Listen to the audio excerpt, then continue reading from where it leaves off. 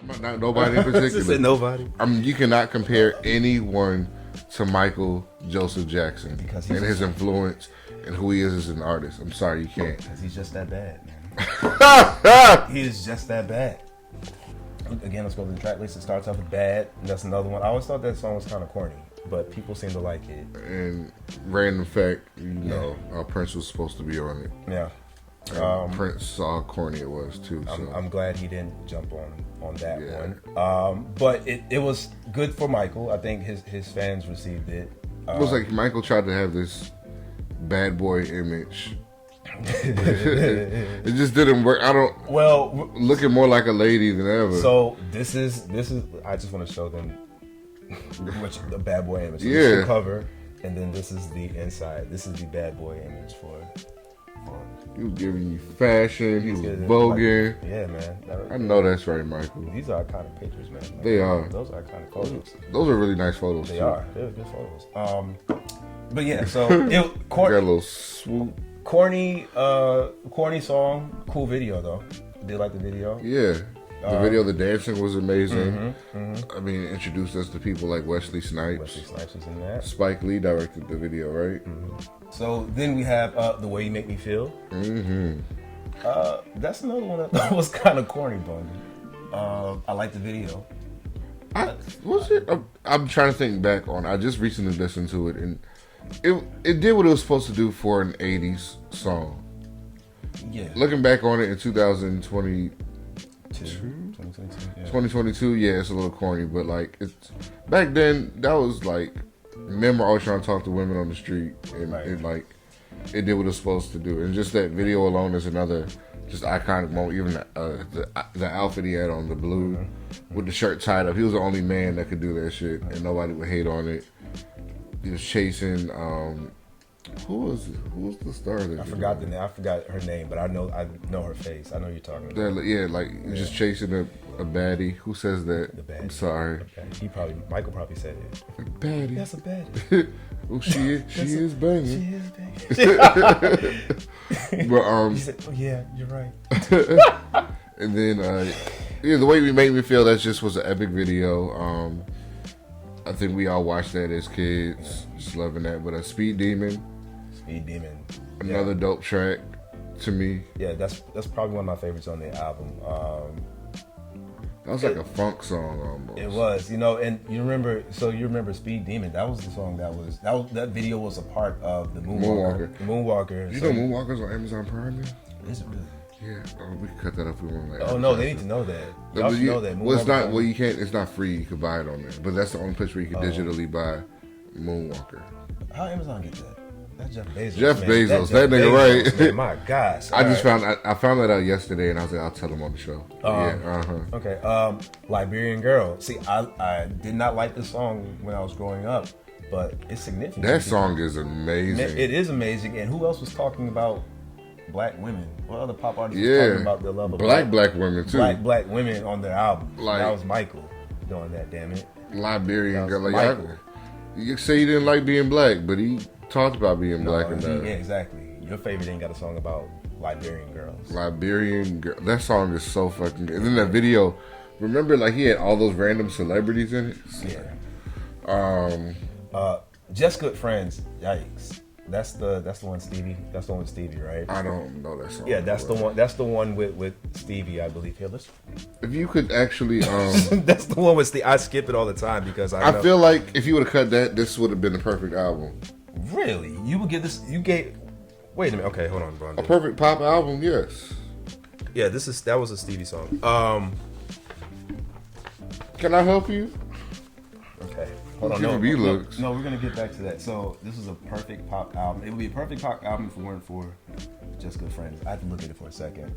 I agree. No, I agree. You're right. Because then we get into another part of me, and that right there is. Man, it's like most of these songs. I feel that we have visuals for them too, except for Just Good Friends for a reason. Right? He did give. You're right. This whole entire album is a. We got visuals for every song on the Bad album except for Just Good Friends. Another part of me, Man in the Mirror. Oh, let's go back to another part of me. I'll go back to another part of me. That song is a shit. And also, remember Captain EO? Yes. Did you ever go see it? The at Disney? Yeah. Yeah. Oh my god, that was my shit. I just had to like bring it out. A lot of people, I'll bring it up. People are like, what are you talking about? I'm like, Captain EO? Are you serious? His fans know. Captain EO? They travel from around the world to go. Oh my god, it's still there. And then he performed that song at the end of it. I think it's. It was in 3D. Yeah. Oh my god. Yeah. We should go to Disneyland just to see it. It's in Disney World. I thought it was in Florida. It's the Florida one. Well, they should have it here too. I'm not going to Florida. I'm sorry, I'm not going. No to Florida. shade. I'm not going to Florida. Another part of me, classic Man in the Mirror. That is the one. That's the one. Would you say that's his? That's his. I will always standard. Love you. Yeah. I will always love you. That is his hero, whatever you want to call it. That is the Michael Jackson song. The moment that melody comes on, you know what's up. Yeah. You close every show with that one, man. That's what you're supposed to do with it. He always delivered on that. I love when he performs that song. Or when he performed that song. Yeah. You remember? I feel like it was me, you, someone, another name I'm not going to mention, but we were all in the car and we started playing that. This is in high school. His name begins with a D. And no, another one. But there's another one. I know what you're talking about. It's another one, but sorry, y'all. It was another one, but we were in the car and that song came on, and then we all just like zoned out. We got quiet. I know what you're talking about. Yeah, no, I forgot. I think it was you that said turn that up. I think it was you that said turn it up, and then it was just a moment. That was just a moment, but yeah, that song never gets old. And mind you, we weren't in high school when the song came out, so this was like a good 15, 20 years later. Right, after this. Like, so yeah, this album touches generations. Yeah. So that's Man in the Mirror. I Just Can't Stop Loving You. A beautiful duet between him and... that was the first single off the album. Yeah, right? Once again, it's a duet. And you know who's supposed to be on it at first? It was supposed to be Whitney. That would have been amazing. And I'm kind of pissed it wasn't. Yeah. Oh man, I'm so pissed it wasn't. That's one duet I wish could have happened. I understood the thought process of it. I believe it was Clive Davis that said he didn't want to oversaturate the market with Whitney because she was massive at that time. But that would have been incredible. Whew. Man. To have them on a song together. That is another sin. He should have fought to have Whitney on that song. He had the power to do it. Yeah, he should have snuck her. He should have fought to have her on that one. But whatever, it still ended up being an incredible song. Again, it's a great song. But, it's a beautiful song. It's so funny that you talk about that being the first single. This goes back to us experiencing these albums differently than our parents and people that were actually able to like listen to these albums when they came out, because like I can't imagine I Just Can't Stop Loving You. Like imagine listening to the radio like, yo, new Michael Jackson single dropping, and that's the first thing you hear of it, because I'm thinking Bad would be the first single, or I don't know, Man in the Mirror maybe. Something upbeat, but to start off like a slow, with a really slow. It was a slow ballad song as your not your comeback, but as your return after something like Thriller is really interesting to me. So I mean, they took a chance with that. They did. It paid off because I think it went number one and all that stuff. So they did pretty well. But it's just so cool thinking about that being the first taste of the Bad album. So yeah. Dirty Diana. We just talked a few minutes ago about that Michael Jackson rock thing. Yeah, I don't mind picked up where Beat It left off. I don't mind. I didn't see. That's the thing. I don't want to be a hypocrite, but I didn't mind that rock with Dirty Diana. I love that song because he really dove into it on that one. Yeah, like, he did. He wasn't. And no, like on top of that, he also continued the theme that he talked about on Billie Jean from his other album, which was Groupies. Like Michael Jackson actually will really talk about some shit. I think sometimes his name is bigger than listening to the lyrics of his music. And his actual content. Yeah, but if you listen to the shit he talks about, like Dirty Diana, he was talking about hoes. Like what was he talking about? Hoes, like backstage, like hoes trying to get backstage. Yeah, like he trying to get at him. Yeah, like that's dope. Like Michael Jackson was hip to that shit way before Migos and Drake and all these other niggas. Like he was, like he knew what was up. He grew up with all the Jackson brothers, so that was all of their story back in the day.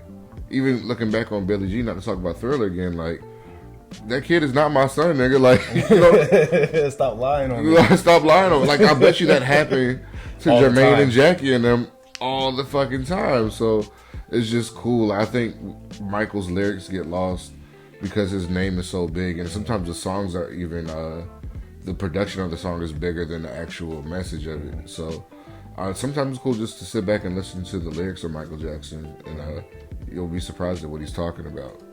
But yeah, that's what I say about that. No, I like it, London. And then finally, we close off this classic album with Smooth Criminal. Smooth Criminal. One of my favorite Michael Jackson videos. Yeah. This is another one of those songs where I don't necessarily like listening to it by itself. I do like to have the video to kind of accompany. Because that choreography, but I can listen to this song. I can. I can't. Not on repeat. I was working out today, and I was playing that shit like those ad libs. That bass line. I'm like, hello, like yeah. Like at the end of it, he was like, I don't know, like he didn't know. He snapped.